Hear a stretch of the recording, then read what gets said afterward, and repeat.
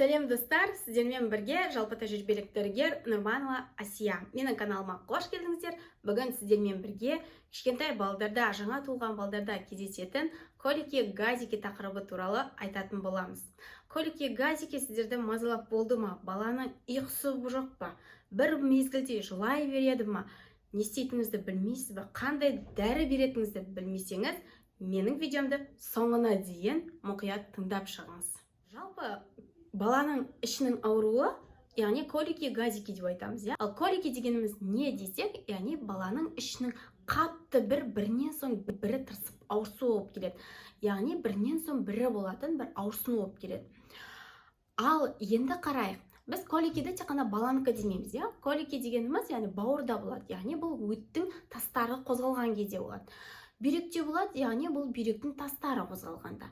Ішекте болады, яғни ішектің өзінің спазмы болған кезде. Сонымен қатар жаңа туылған балдардың коликасы болады. Біз енді қазір осы жаңа туылған балдардың коликасы туралы айтамыз. Жалпы біз аналардан сұрасақ, бала неге жылап жатыр? Балаңыз неге жылап жатыр деп сұраймыз ғой. Сол кезде ананың айтатын сөзі баланың іші ауырып тұр, немесе баланың қарны ашты, немесе баланың ұйқысы келді деп 3 себепті ғана айтамыз. Енді қараймыз, бала тек қана 3 себептен ғана ауырмайды. Енді біз соны талқылауымыз қажет. Баланың іші не үшін ауырады?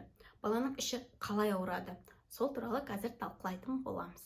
Егер де сізге баланың іші ауырып тұрған сияқты деп айтатын болса, онда бірінші біз қараймыз, бала күндізде, түнде де жылай ма?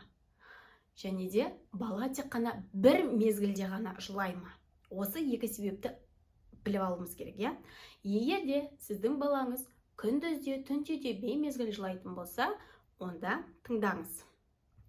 Күндізде, түнде де жылайтын болса, онда оның себебі газики болуы мүмкін. Яғни газики дегеніміз баланың ішіне ауа жиналады. Бұның себебі неде? Бұның себебі баланы төске дұрыс орналастырмағандықтан. Баланы төске дұрыс орналастырсақ, онда бала ауа жұтпайды. Бірінші себебі. Екінші себебі, балаға бутылкамен еметін болса, онда антиколиковый бутылкалар бар, соны беруге болады. Сол бутылкалар баланың ішіне артық ауаны кіргізбейді. Біз баланың ішіне жел қарысқанда, яғни газики болған жағдайда не істеуіміз қажет? Баланың ішіне біз массаж жасауымыз қажет. Велосипед түрінде, және де баланың ішін уқалай тұрып, біз желді эффективті шығаруымыз керек. Бұны қалай шығарамыз? Бұл туралы менің каналымда күшті, эффективті видео бар. Сол видеоның ссылкасын төменге тастап кетем. Соны қарап, сол арқылы жасасаңыз, балаңыздың ішіндегі жел шығады. Келесі не істейміз? Келесі аптекада Баботик, эспумизан деген препараттар бар. Сол препараттарды алып балаға береміз. Балаға дәрі бермеймін, әлі кішкентай жаңа туылған ауырады десеңіз, қате түсінік. Потому что бұл симетикон препараттары, бұлар баланың ағзасына, үлкен адамның да ағзасына сіңбейді. Яғни бұл іштегі газды келіп сыртқа шығарады. Бұл адамның ағзасына сіңбейтін препарат болып келеді. Сондықтан ешқандай уайымдаудың қажеті жоқ. Келесі, біз баланы емізген жағдайда қайта еміздіре берсең, ол баланың ішкен сүті қорытып үлгермейді, ол баланың іштегі сүт шірей бастайды. Сондықтан баланың ішінде газ жиналады. Сол үшін де баланың қарны ашып тұрған сияқты деп емізе берудің қажеті жоқ. Баланың тек қарны ашқан уақытын анасы сезеді. Сол уақытта ғана еміздіру қажет. Сосын баланың ішінде газ жиналған жағдайда су береміз. Яғни су береміз, бөлмені салқындатамыз, қабат киіндірмейміз. Баланы қабат киіндірсек, баланың іші кеуіп кетеді, газ жиналады. Сосын аптекада андай нелер болады, газотводная трубочка дегендер бар. Сол трубочкалерді қолдансаңыз болады, баланың көтеніне салып, желді шығарасыз. Сол арқылы да баланың желін шығаруға болады. Бірақ айтып отырмын ғой, жел шығару үшін балаға массаждан артық ештеңе жоқ. Массажды менің каналымдағы видеодан қарасаңыздар болады. Мен өз балама да сол массажды жасадым. Газ болған кезде прям күшті көмектесті. Содан кейін әйтеуір от души ұйықтайтын еді. Келесі, бұл бала жаңа айттық қой, күндіз де түнде де жылай береді.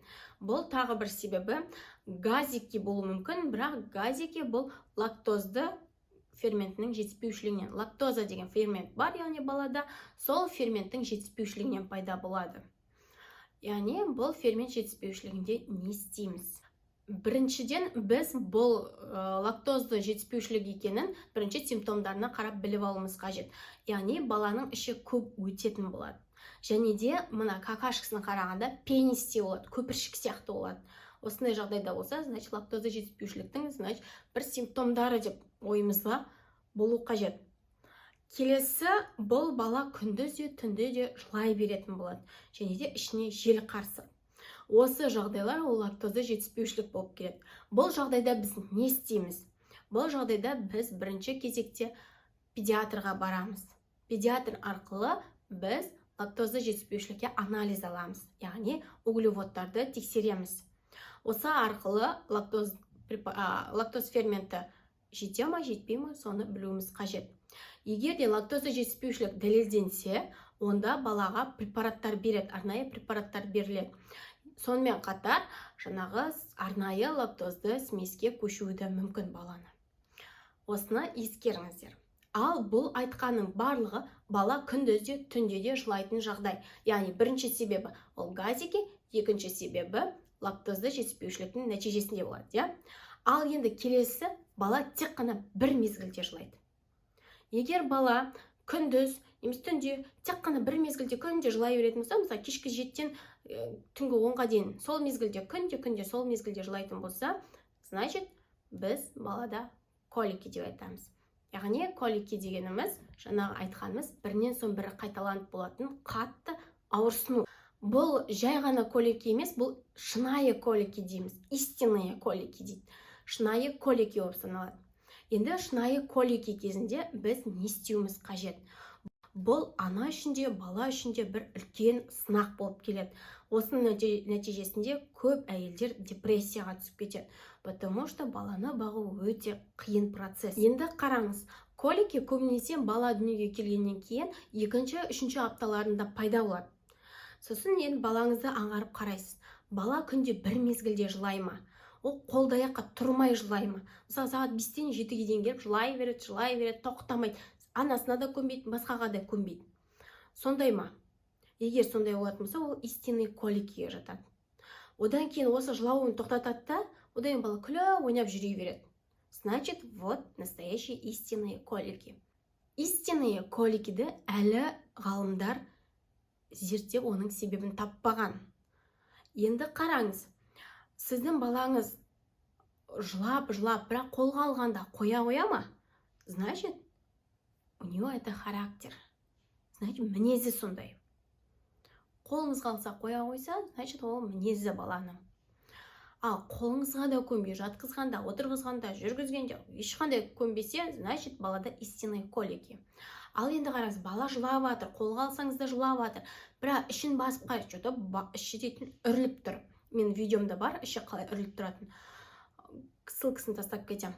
Сондай қылып үріліп тұратын болса, және де баланың ішіне жел шығарғаннан кейін жыламай қойса, значит, это не истинные колики, бұл газики.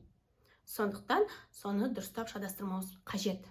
Истинные колики бар бала сіздің үйіңізде кездессе, сіз міндетті түрде анасына көмек беруіңіз қажет. Яғни бала шырылдап жылап жатады ғой, ол анасына да, әкесіне, ата, әже кім бар ешқайсына көнбейді. Сол уақытта сіз балаға көмектесуіңіз қажет. Балаға емес, анаға көмектесуіңіз керек. Баланы алып, өзіңіз ұстап, жұбатқандай болуыңыз қажет. Бұл мезетте ана тыныштықта болу керек. Өйткені күнде сол үйдің загрузкасы бар, үйдің тіршілігі бар, бітпейтін. Сол тіршілік, плюс баланың андай қылып жылағаны болса, истинный колики, это просто ужасный. Сондай жылағаны болса, ана деген депрессия, стресске нағыз түседі. Сондықтан сіз баланы өзіңіз алып, анасын бөлек шығарып, демалтуыңыз қажет сол моментте. Хотя бы сол моментте сіз анаға көмектесуіңіз қажет. Түсіндік қой, бірінші айтқанымыз, бала күндізде, түндізде жылайды, ал егер бір ғана мезгілде жылайтын болса, бұл истинные колики. Бұл жағдайда сіз ештеңе істей алмайсыз. Бұл өзімен өзі где-то бір 3-ші айларында тоқтайды. Оған дейін сізге тек қана пачка терпение ғана тілеймін, болды, басқа ештеңе. Менің видеом сіздерге түсінікті болды деп ойлаймын. Каналыма тіркеліп, лайк басып, комментарий жазып кетіңіздер. Және де жаңа айтқан видеоны міндетті түрде қарап кетіңіздер.